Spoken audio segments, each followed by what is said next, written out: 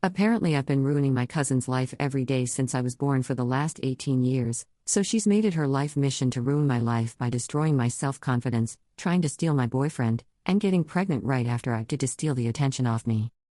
So, I, 18F, have always had weird drama with my cousin Casey, 23F. For some reason, she's always had this bizarre obsession with being in competition with me, while loving my older sister, 24F, like she's God's favorite. No idea why. I gave up trying to figure it out years ago. For context, she lived with us from middle school up to now because of family issues, and even then she treated me like a punching bag. Called me a worthless puss, ugly, and tried to make me feel like nothing. And unfortunately, it worked for a while. I hid under baggy clothes, avoided people, and had zero confidence. Fast forward to junior high, I started finding myself. Made some friends, got a little style, learned makeup from my sister, and got into my 90s baggy clothes but cute era. Casey hated every second of it. Claimed I was copying her. She wore baggy hoodies and sweats with Crocs every day. It got worse when I got a boyfriend. He was 16, I was 15, and she deadass tried to steal him by telling him her body was better than mine and he would love seeing her up under her clothes. My mom had to intervene multiple times while my dad kept telling me to let it go. She's been through a lot. Spoiler alert, she's been through a lot her entire life according to everyone. I graduated high school early at 16 with honors and college credits. She hated it and called me a dumb prick who wouldn't get far. She didn't even come to my graduation. Meanwhile, she dropped out of college twice. Projection? I think yes. What made it worse was I found out I was pregnant in November, and Casey immediately started telling family I didn't know who the father was, that it could be multiple men, and even told my dad the father was over 31. Mind you, I'd been with my boyfriend for 2 years at this point. When no one believed her messy she tried to take the attention off of me and got pregnant herself. She admitted to this, but sadly she miscarried in February. We were all there for her. I even wore baggy clothes so she wouldn't feel triggered seeing my bump. Still, every time I had a craving or talked about my pregnancy, she made it about her. Would literally cry at the dinner table because it should have been her. Dramatic, right? Then when I announced my baby's name, she went and got a custom blanket made with the same name, her due date, and the day she miscarried, claiming I stole it. When the name was my mom's mother name, who she has no relation to. She's my dad's niece. I kept the name also. Today's episode. We're planning my baby shower, talking about decorations and food, when she loudly scoffs from the living room. No one cares. We ignore her. We said the baby's name again. Here she go, a name you stole from me. I rolled my eyes cause why are you still on this? I'm showing my mom a pic of a custom car seat cover I ordered. She storms in with her own baby stuff she bought before the miscarriage, mumbling hopefully I don't steal her ideas. Like, I have most of her things already. I don't want your ideas. Once again I ignored her and my mom told her she loved them. Once she sees me not caring, she then went full on explode mode. Accuses me of copying her, being jealous, needing to heal before I bring a baby into this world, and randomly brings up the hormonal hygiene struggles I've been having lately. That she overheard me talking about like WTF? We left to the backyard where my sister was and this woman followed us out screaming. Saying we treat her worse than her own parents did. Big lie, my parents have babied her for years while she treated me like dirt.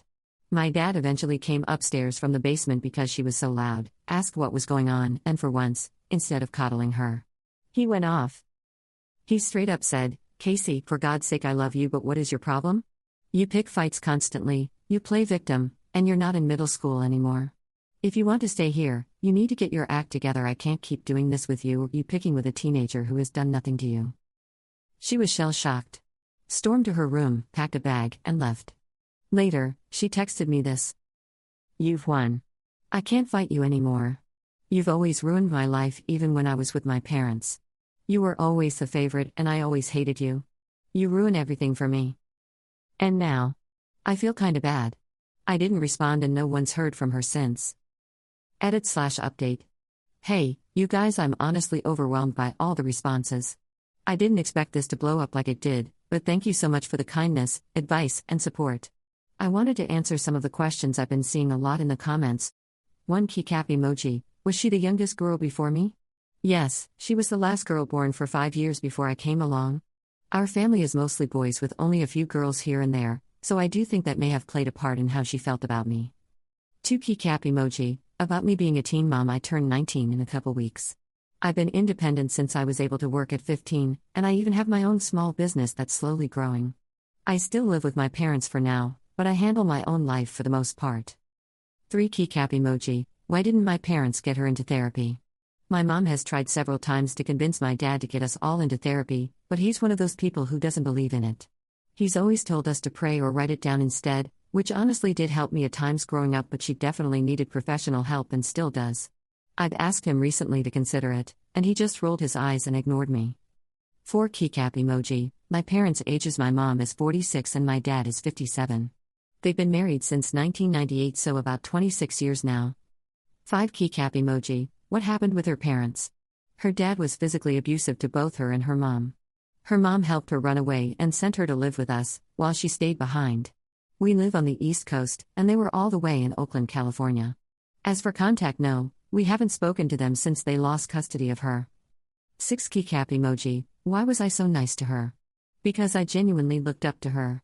My older sister was never really around much, and I thought she and I could be close like sisters. I really wanted that. 7 keycap emoji. Was there favoritism? Not really, no. I feel like we were treated fairly for the most part. If anything, she got a little more attention and was doted on more, probably because of what she'd been through. I only got extra toys when I was little because I was 4 years old and too small to do the stuff they did. 8 keycap emoji. Where is she now? No one has heard from her since she left.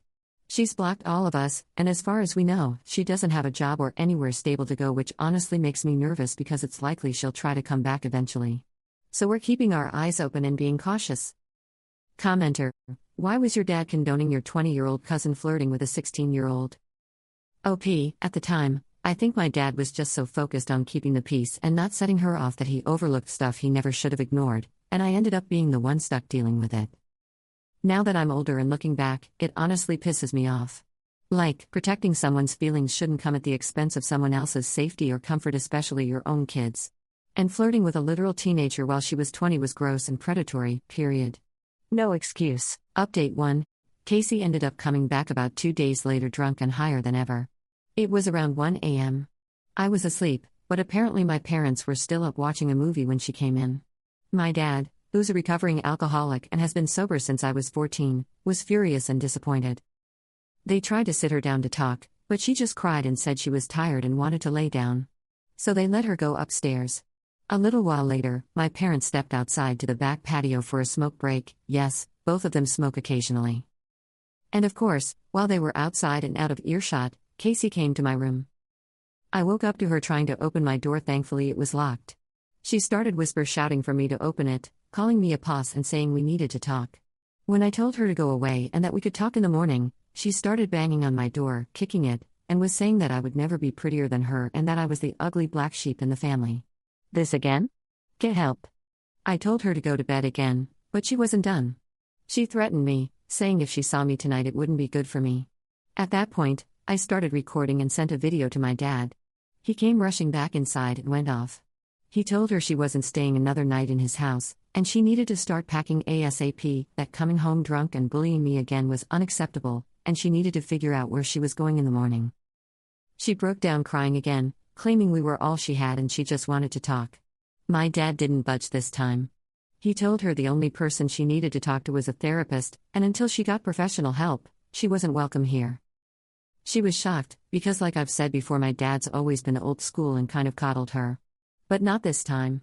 My mom came inside mid-conversation, sat her down, and apparently had a heart-to-heart about how unacceptable it was for her to live in our home while treating me like garbage.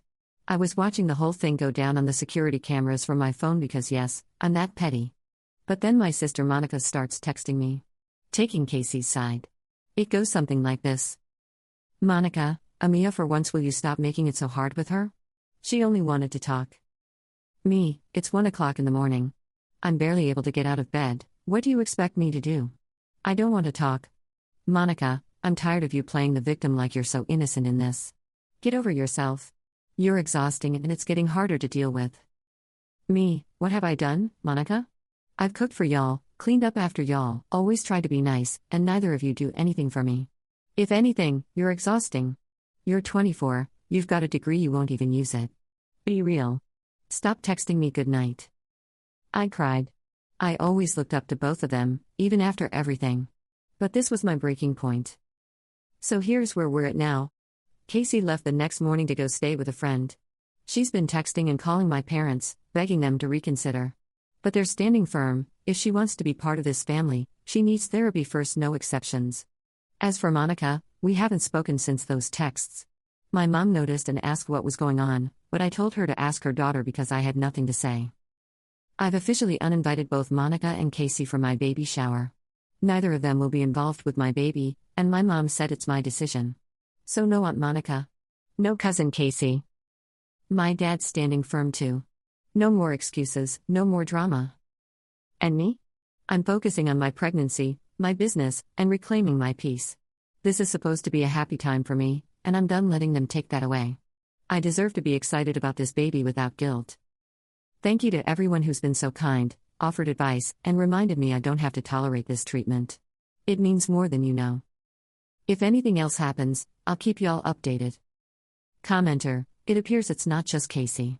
I think Op's sister and Casey have held a years-long campaign of jealousy, hate, resentment for Op. It's just Casey took it to the next level. I wouldn't trust either of them. They sound capable of harming Op and her baby. OP, honestly, I think you're right.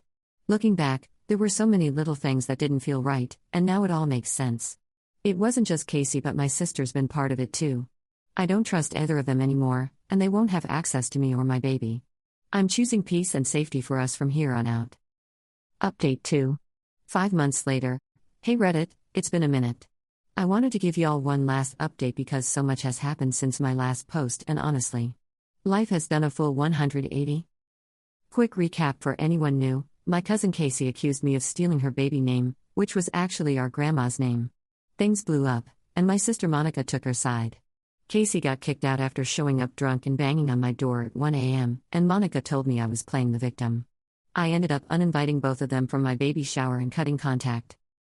Now for the good stuff. The baby shower and the fallout. My baby shower went beautifully, full of love, laughter, and zero drama, thankfully. Everyone who came was genuinely happy for me. My mom, dad, and a few close friends really showed up and made it feel special. Monica and Casey didn't come, obviously. But here's the kicker: they moved out together shortly after everything went down. Apparently, they thought living together would be a fresh start and said they didn't want to live with a moody teenage mom. Mamau. Let's just say reality hit fast. Neither of them kept a stable job, bills started piling up, and now they're struggling to stay above water. From what I hear, it's been a lot of blaming each other and crying to whoever will listen. I'm not gloating, but karma really has a way of humbling people. Life now. My sweet baby girl was born August 25th at 11:01 a.m., weighing 8 pounds 9 ounces. She's almost 3 months old now, the happiest, chunkiest little mama, and truly the light of my life. I can't believe how fast she's growing.